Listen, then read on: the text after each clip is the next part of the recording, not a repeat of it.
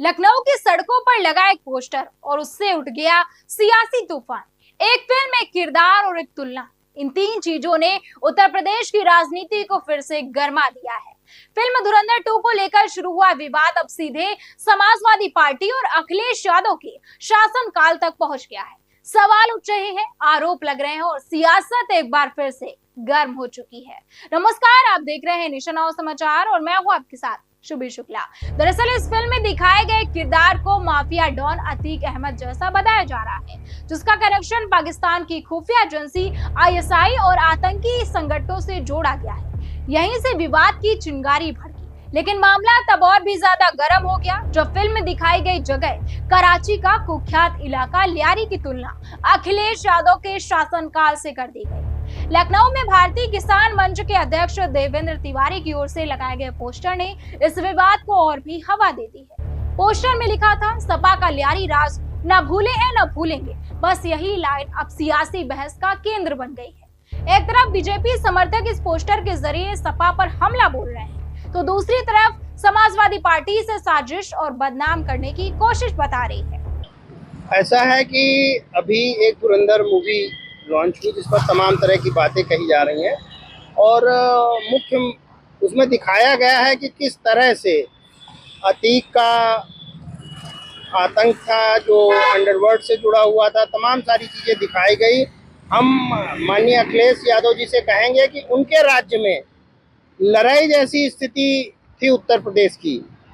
हर जगह रेप, जगह जगह मर्डर्स, ब्राह्मणों की हत्या, तमाम जघन्य अपराध होते थे। भूमाफियाओं का बोलबाला था पूरे प्रदेश में।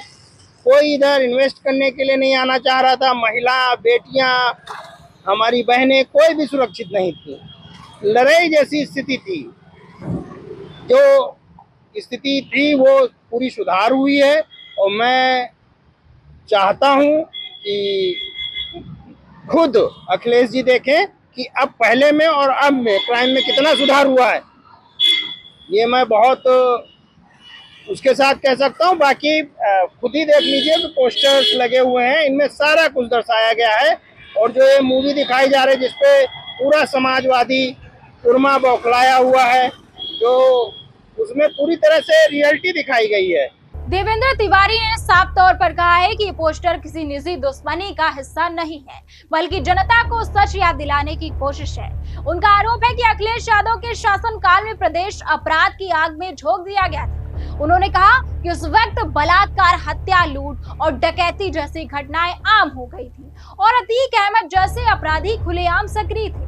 उनके मुताबिक उस समय यूपी की हालत कराची के लियारी जैसी हो गई थी, जहां अपराध और राजनीति का गहरा गठजोड़ देखने को मिलता है। हालांकि समाजवादी पार्टी की ओर से इस पर तीखी प्रतिक्रिया आने की संभावना है। सपा पहले भी ऐसे आरोपों को सिरे से खारिज करती आई है और इसे राजनीतिक साजिश करार देती आई है। लेकिन चुनावी माहौल करीब आते ही ऐसे मुद्दे अक्सर बड़े सियासी हथियार बन जाते हैं। अब सवाल यह है कि क्या एक फिल्म और एक पोस्टर के जरिए पुरानी राजनीति को फिर से जिंदा करने की कोशिश हो रही है, या फिर यह सच में उस दौर की याद दिलाने की एक रणनीति है। फिलहाल इतना साफ है कि धुरंधर 2 सिर्फ एक फिल्म नहीं रह गई, बल्कि वो अब यूपी की राजनीति का नया मुद्दा बन चुकी है। और आने वाले दिनों में ये विवाद और कितना बढ़ेगा, इस पर सबकी नजरें टिकी हुई है। तब तक के लिए बने रहिए हमारे साथ और देखते रहिए निशान समाचार।